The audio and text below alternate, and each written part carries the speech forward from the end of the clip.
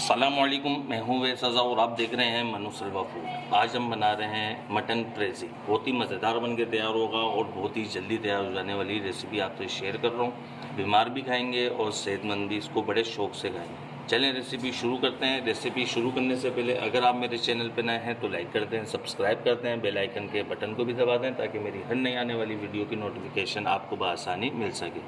कढ़ाई के अंदर तकरीबन 2 से 3 चम्मच ऑयल डालेंगे और ऑयल हल्का सा गर्म कर लेंगे। ये हमारे पास 2 बड़ी साइज़ की प्याज थी, इसको हमने ग्राइंड कर लिया है और इसमें डाल देंगे और इसकी अच्छी तरीके से भुनाई करनी है ताकि प्याज का कसेलापन ख़त्म हो जाए। और मीडियम आंच में इसकी भुनाई करनी है, ज़्यादा तेज़ आंच में इसकी भुनाई ना करिएगा। ऐसी रेसिपी आपसे शेयर कर रहा हूँ, बीमारों के लिए तो है ही, लेकिन सेहतमंद भी बड़े शौक़ से इसको पसंद करेंगे। ये देखें, मीडियम आंच में हमने इसकी प्याज की भुनाई कर ली है और पानी खुशक हो चुका है। अब इसके अंदर 2 चम्मच लहसुन अदरक का पेस्ट डालेंगे। प्याज की रंगत भी चेंज हो चुकी है। अब इसकी 1 मिनट के लिए दोबारा भुनाई करेंगे ताकि लहसुन अदरक का कसेलापन भी ख़त्म हो जाए। इस रेसिपी के अंदर लहसुन अदरक का इस्तेमाल ज़्यादा होता है, आप लहसुन अदरक थोड़ा ज़्यादा ही इस्तेमाल करिएगा। और इसके अंदर मेन चीज़ भुनाई है। भुनाई जितनी अच्छी होगी उतना हमारा ये मटन प्रेजी बहुत अच्छा बनेगा। और मटन शोरबा भी इसको आप कह सकते हैं, मटन यखनी भी आप इसे कह लें।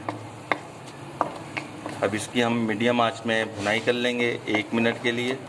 1 मिनट के लिए लहसुन अदरक की हमने भुनाई कर ली है। अब इसके अंदर हम डालेंगे 2 चम्मच हरी मिर्चों का पेस्ट और इसकी भी हम भुनाई कर लेंगे। ये सारे काम जितने भी हैं और मीडियम आंच में ही करिएगा और एक एक चीज़ की अलग-अलग भुनाई करनी है हमने, तकरीबन 1-1, 2-2 मिनट के लिए। जिस तरह मैं कर रहा हूँ इसी तरीके से आप करिएगा। इतनी ज़बरदस्त रेसिपी आपसे शेयर कर रहा हूँ, फरमाइश कर के आपसे ये बनवाएंगे। ये देखें माशाल्लाह 1 मिनट के लिए हमने हरी मिर्चों की भी भुनाई कर ली है। अब इसके अंदर हम मटन डाल देंगे।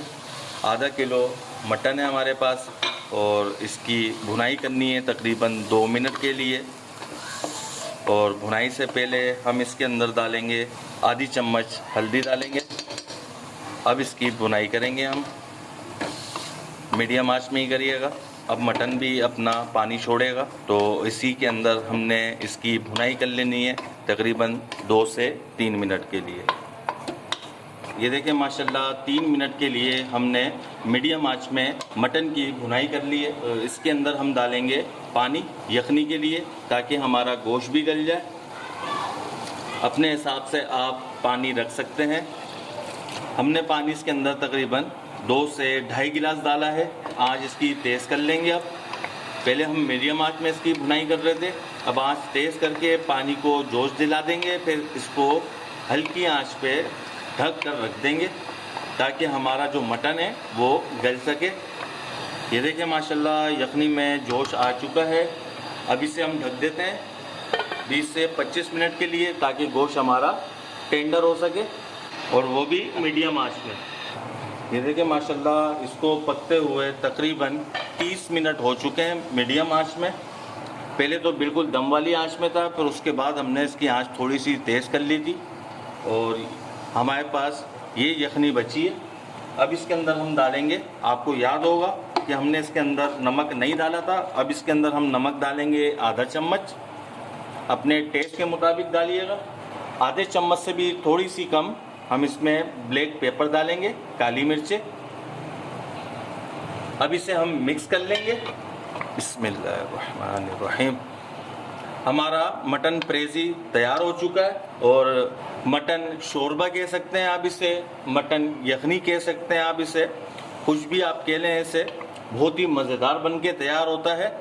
अब इसे हम डिश आउट करते हैं और फाइनल लुक आपको दिखाते हैं। ये देखिए माशाल्लाह हमारी मटन यखनी बनके तैयार हो चुकी है। बहुत ही मज़ेदार और लाजवाब रेसिपी मैंने आपसे शेयर कर दी है। इस तरीके से ज़रूर ट्राई करिएगा और मरीज़ों को इसी तरीके से आप बना के खिलाएंगे तो मरीज तो खुश हो जाएंगे और साथ में बड़े भी खुश हो जाएंगे। अगर आपको हमारी ये रेसिपी पसंद आई हो तो इसे लाइक करिए, सब्सक्राइब करिए और शेयर करिए। दुआओं में याद रखिएगा। मुझे दीजिए इजाज़त। अल्लाह हाफिज़।